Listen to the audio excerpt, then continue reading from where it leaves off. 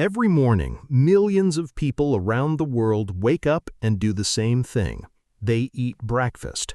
And they do it because they were told at some point in their life that it is the most important meal of the day. But here's what nobody told you. That phrase was invented by a cereal company.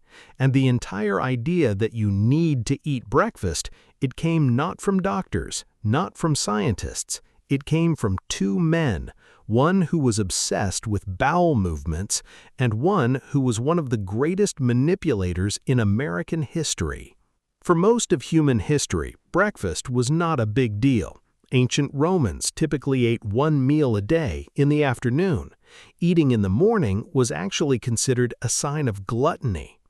Medieval peasants ate a small piece of bread in the morning only because they had been doing physical labor since before sunrise and needed the fuel. Even as recently as the 1800s, the average American breakfast was whatever was left over from the night before: cold meat, bread, whatever didn't go bad overnight. Nobody thought of it as special. Nobody called it the most important meal of the day. That phrase didn't exist yet. Until one man changed everything, and his reasons had almost nothing to do with your health. His name was John Harvey Kellogg, and he was, to put it politely, an unusual man. He was a doctor and devout Seventh-day Adventist who ran a health sanitarium in Battle Creek, Michigan in the late 1800s. The sanitarium was not a typical hospital. Patients received strange treatments, yogurt enemas, electric shock therapy, and a strictly vegetarian diet. Kellogg was obsessed with the idea that meat caused immoral thoughts, particularly sexual ones. His solution? Replace meat with bland, boring food that would suppress those urges. So he invented cornflakes. Literally. He accidentally left boiled corn out overnight, and when it dried, he rolled it flat and baked it into flakes. His patients loved it. Then his brother Will Keith Kellogg saw the commercial opportunity, added sugar to the recipe against John's wishes, and turned it into a mass-produced product sold to the entire country. The Kellogg Company was born, and with it, the modern breakfast industry.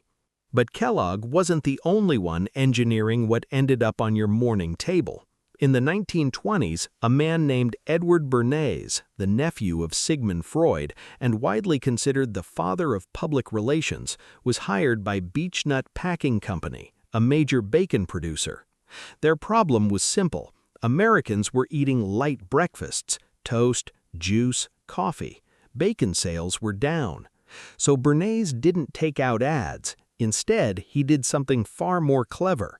He wrote to over 5,000 physicians asking a simple leading question: is a heavier breakfast better for your health than a light one?